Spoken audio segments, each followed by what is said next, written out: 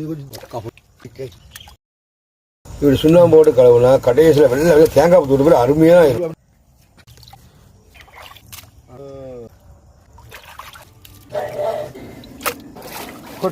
வாங்க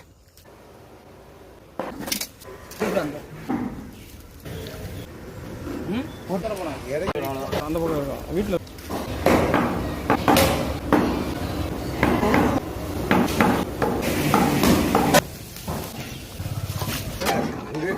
எடுத்து நல்ல கை